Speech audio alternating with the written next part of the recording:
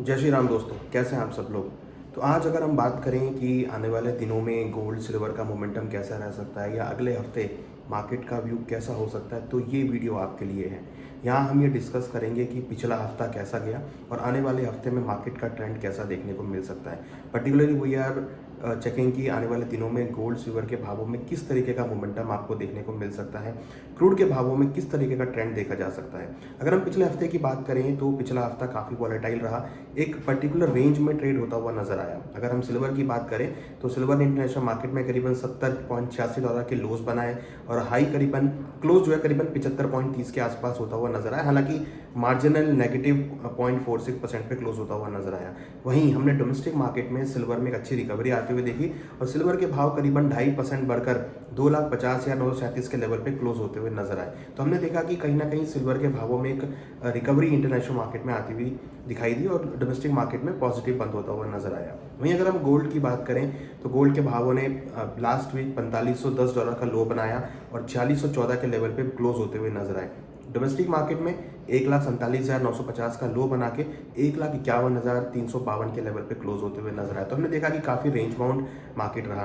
पिछले हफ्ते अगर हम डेटा की बात करें तो फेडरल रिजर्व की मीटिंग थी जहां पर उन्होंने इंटरेस्ट रेट को स्टेबल रखा। उसके साथ साथ bank of England, European central banks, bank of Japan, सभी ने ही अपने इंटरेस्ट रेट को स्टेबल रखा है क्योंकि क्रूड ऑयल के इन्फ्लेशनरी प्रेशर की वजह से इन्फ्लेशन बढ़ सकता है। तो सेंट्रल बैंक्स ने इन्फ्लेशन को कंट्रोल करने के लिए एक इंस्टांस लिया है कि वो इंटरेस्ट रेट को स्टेबल रखेंगे।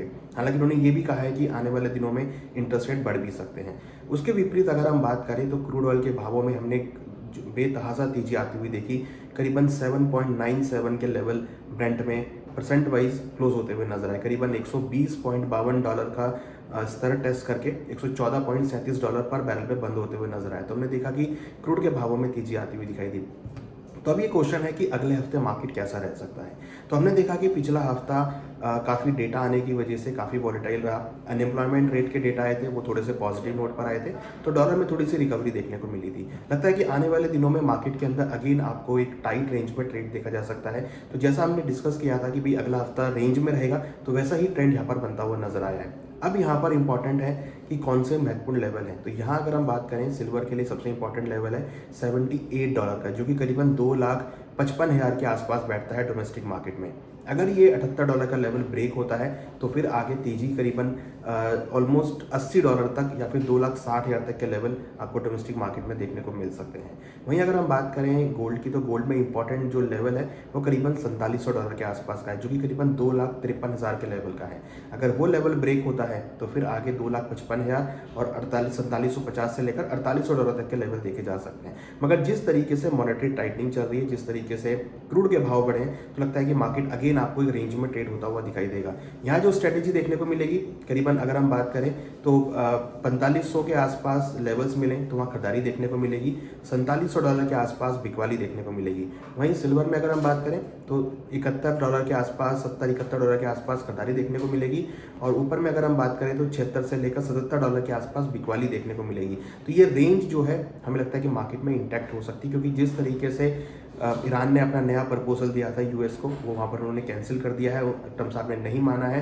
हालांकि उन्होंने ये बोला है कि उनके जो सोल्जर हैं वो एज ए पायरेट्स की तरह काम करेंगे और ये बहुत अच्छा बिजनेस है, जहाँ पर वो स्ट्रेट ऑफ हॉर्मुज पर ब्लॉकेड करेंगे और जो वहाँ पे तेहरान सैंक्शंस ऑयल टैंकर्स हैं उनको वहाँ पर वो बंदी बनाएंगे। तो उससे उनको लग रहा है कि बहुत अच्छा बिजनेस है। इस तरह की स्टेटमेंट्स आ रही हैं कि वो एक एज ए पायरेट्स की तरह अब काम करते हुए नजर आएंगी यूएस की नेवी जो है।